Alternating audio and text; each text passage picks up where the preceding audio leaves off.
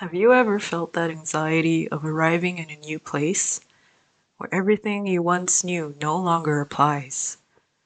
What would await you in the unknown? Joy? Sadness? Fear?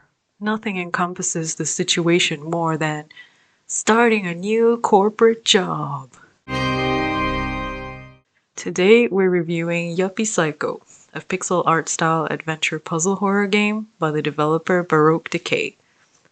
I finished the game and have gotten a few different endings, because, as usual, I like to give every game I talk about a good amount of time and attention. And so with that, let's start with a little bit about the developer.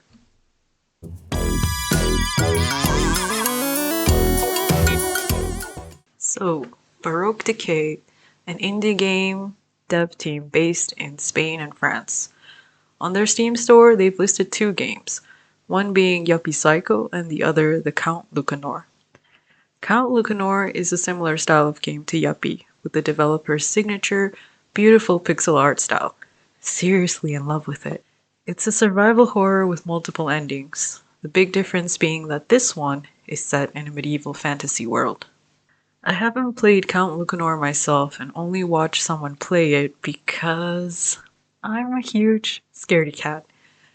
So with Yuppie, I decided to bite the bullet eventually, since it released in 2019, since it'd be a shame to not experience the game myself. There's also a new game they're working on called Catechesis. Hope I pronounced that correctly. There's no release date yet, but it seems to be of the same genre. And hey, for me, I think that's great.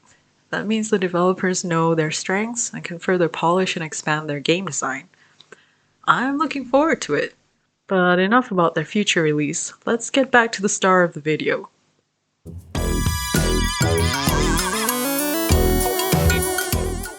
Now, I would say that to fully enjoy Yuppie Psycho, you need to go in knowing as little as possible. So, I'll try and summarize the main story concepts as I remembered them with as little spoilers as possible. You play as Brian Pasternak, a small-town country boy who moved to the big city to start a new job at a prestigious mega company called Sintra.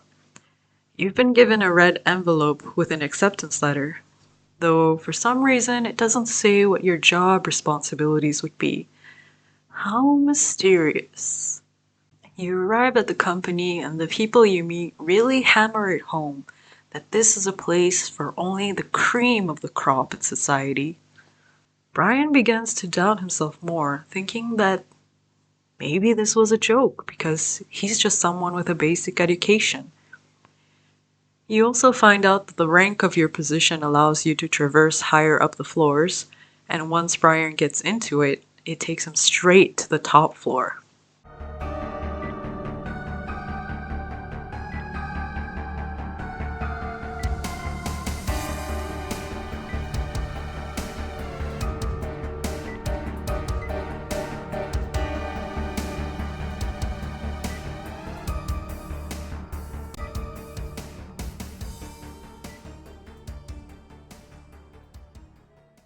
Once there, he's greeted by an ominous, bloody text splattered on a large screen that says, "Kill the witch." Who is the witch? Why must Brian kill her? Why is this company so creepy? And are we talking about an actual magical witch, or is it more of a, I don't know, she's a horrible person kind of witch? All these answered as you progress through the game. Along the way, you meet an interesting cast of characters. To keep some of the mystery, I'll only briefly talk about some of who I think are the central characters. First, there's Hugo. He's your fellow Floor 5 office worker. He's also been the employee of the month for forever, and seems nice enough of a character. He tells you to relax and just take it easy. Next, there's Sosa. She doesn't talk much when you first meet her and is a bit secretive for some reason. She enjoys hot couples and horror films. Then there's Kate. You meet her in the lobby when you first arrive at Sintra. She's a highly qualified city girl, but doesn't look down on you because of your background. It's also her first day here. Could she be your first friend in the big city? Last, there's Sintra. She's an AI you meet after you sign into the company network. She helps you with your tasks and seemed to be modeled after someone important to the company. There are multiple endings in Yuppie Psycho, but some midway through the game, based on what you do, you're locked into one of the two main story branches, which further branch into smaller variations. The game doesn't really warn you when this happens, but I didn't mind this because of the length of the game. I experienced both main branches, but not all the smaller variations, and it took me about 12 hours total. The fact that you can only get a better understanding of the story after completing both also added an incentive to replay. Overall, the game has its creepy moments, but it also doesn't take itself too seriously. For me, this is great. If a game is too heavy handed and edgy constantly, it can be a bit of a turnoff. In Yuppie, I felt like my stress levels fluctuated, like an enjoyable but also scary roller coaster ride. Now that we have a general understanding of the story and the characters, let's see what kind of gameplay we can expect.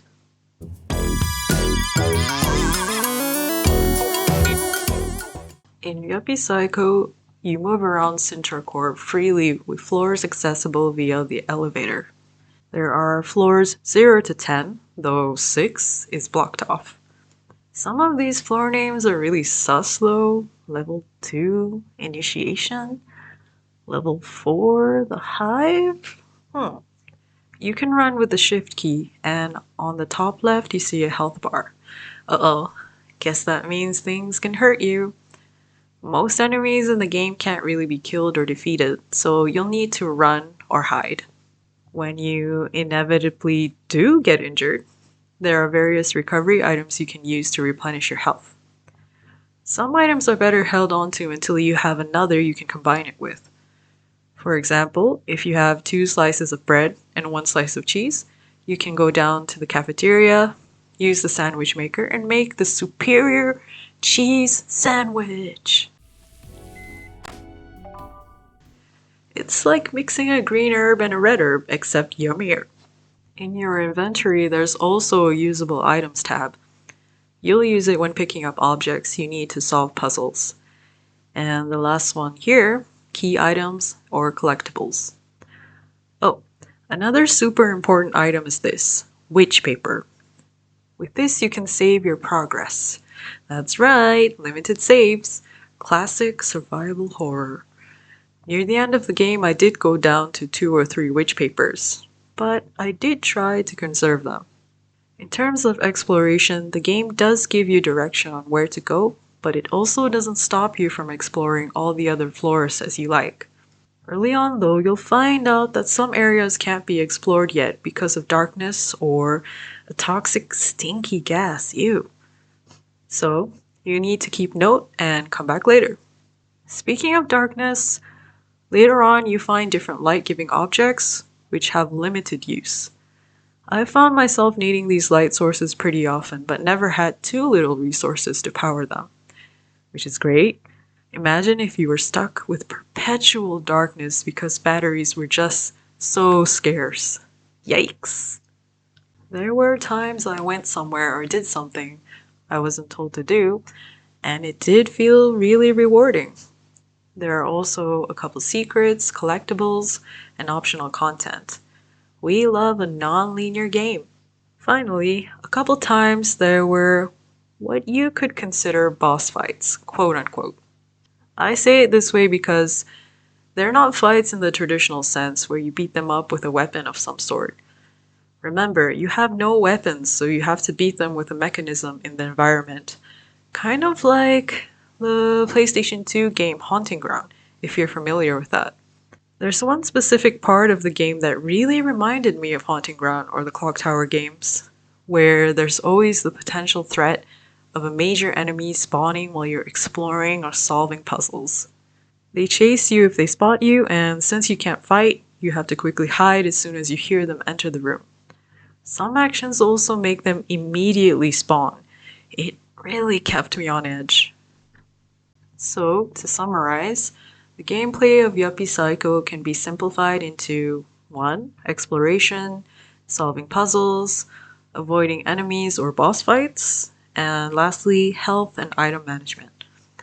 Overall, I felt like the pacing and variation in gameplay was enjoyable, and the mystery of the story pretty much kept me hooked the whole way. But it's ultra rare for something to be perfect. There are some things I wish I could see more of. Let's talk about it.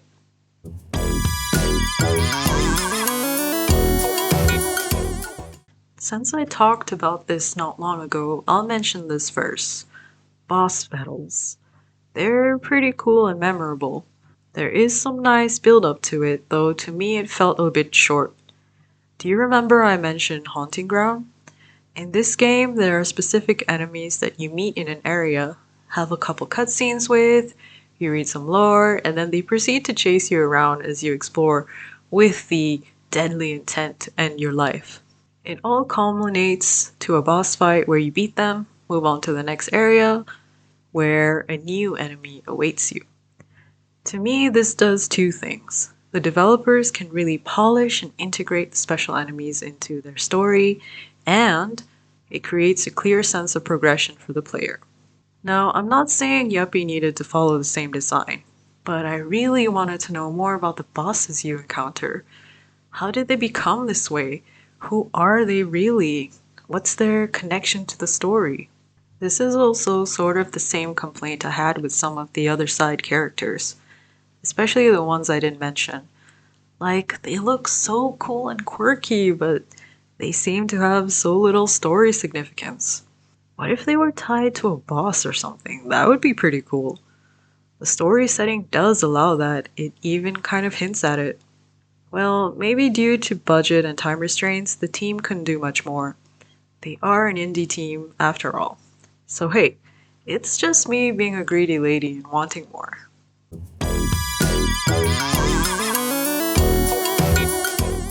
So, confession. Remember how I said I'm a big scaredy cat?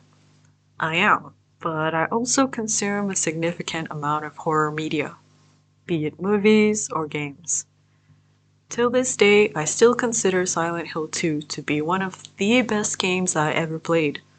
I don't like jump scares, over the top gore, or extremely disturbing or gross themes, if you know what I mean. And I feel like to make good horror without these components can be a bit of a challenge. Without the shock factor, you need the narrative, atmosphere, and a sense of progression or overcoming challenges, as in any good video game design, to carry your horror game forward, and I think Yuppie does a great job at this. If you're also someone like me, I highly recommend you get it and try it yourself. If you've played the game, what are your thoughts? Do you agree with me? Disagree with me? Let me know down in the comments below. And hey, if by some miracle Baroque Decay sees this, I'm really looking forward to your new game. That's all for now. Like, comment, and subscribe, and I'll see you next time.